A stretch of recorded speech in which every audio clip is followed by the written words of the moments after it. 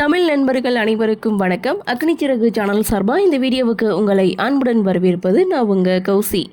கார்த்திக் ரேவதி சீரியலுடைய அடுத்த எபிசோடுக்கான ப்ரோமோ என்ன அப்படின்றத பார்க்கலாம். அதுக்கு முன்னாடி இதுவரைக்கும் நம்ம சேனலை நீங்கள் சப்ஸ்கிரைப் பண்ணலன்னா பண்ணிக்கிறங்க. கூடவே இருக்க பெல் ஐக்கானையும் கிளிக் பண்ணி அதில் ஆல் அப்படின்ற ஆப்ஷனையும் கிளிக் பண்ணிக்கிறங்க. அப்போ தான் நான் போடக்கூடிய வீடியோ உங்களுக்கு உடனுக்குடன் நோட்டிஃபிகேஷனாக வரும். சரி, வாங்க வீடியோக்குள்ளே போகலாம். எபிசோடை பொறுத்த வரைக்கும் மாப்பிள்ளையை காணும், கடத்தினது சாமுண்டீஸ்வரி. ஆனால் ரேவதி கார்த்தியை தப்பாக புரிஞ்சுக்கிறாங்க. மகேஷை கடத்தினது கார்த்தி தான் அப்படின்னு சொல்லி போலீஸில் கம்ப்ளைண்ட் பண்ணும்போது போலீஸும் கார்த்தி அரெஸ்ட் பண்ணி ஸ்டேஷனுக்கு கூட்டிகிட்டு போகிறாங்க. ஆனால் அடுத்த செகண்ட் சாமுண்டீஸ்வரி ஒரு வக்கீலை வச்சு வெளியில் கொண்டு வந்துடலாம் அப்படின்னு சொல்லி அவங்க ஒரு பக்கம் பிளானை போட, இன்னொரு பக்கம் அருண் டிஎஸ்பிக்கு கால் பண்ணி கார்த்தி மேலே எந்த தவறும் இல்லை, இது மாதிரி ஸ்டேஷனுக்கு கூட்டிகிட்டு போயிருக்காங்க அப்படின்னு சொன்னதும் டிஎஸ்பியை நேராக கால் பண்ணி கார்த்தியை விடுவிக்க சொல்கிறாங்க. மண்டபத்திலே கொண்டு வந்து விட்டாச்சு. ஆனால் அங்கே தான் ஒரு ட்விஸ்ட்டு என்ன அப்படின்னு பார்த்தா, பொண்ணோட கல்யாணம் மண்டபம் வரைக்கும் வந்தாச்சு, மணமேடையிலையும் உட்காந்தாச்சு. இந்த தருணத்தில் கல்யாணம் நின்று போகிறது சரியில்லை, இதில் நான் ரொம்ப உறுதியாக இருக்கேன் அப்படின்னு சொல்லி ராஜாவையே மாப்பிள்ளையாக அறிவிக்கிறாங்க சாமுண்டீஸ்வரி.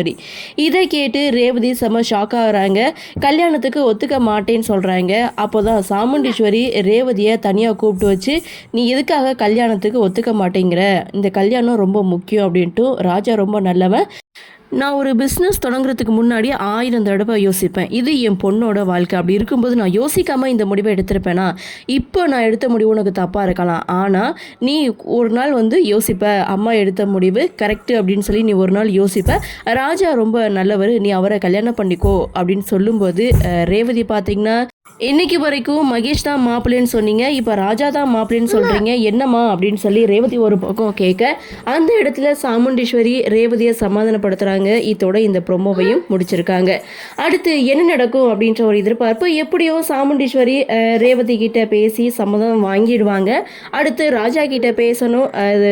அதாவது ராஜானா கார்த்தி என்ன பதில் வைக்கிறாரு அப்படின்ற ஒரு எதிர்பார்ப்போட அப்கமிங் எபிசோடு இருக்கும். கண்டிப்பாக இந்த வார எபிசோடு கல்யாணம் நடக்காது. சண்டே ஸ்பெஷல் எபிசோடாக தான் கார்த்தி ரேவதியோட கல்யாணம் நடக்க போகுது. ஸோ இந்த 2 நாளைக்குள்ள என்ன நடக்கும், என்ன மாதிரியான சுவாரஸ்யத்தோடு கதைக்கள நகர்வை கொண்டு வராங்க அப்படின்றத நாமளும் பொறுத்திருந்து பார்க்கலாம்.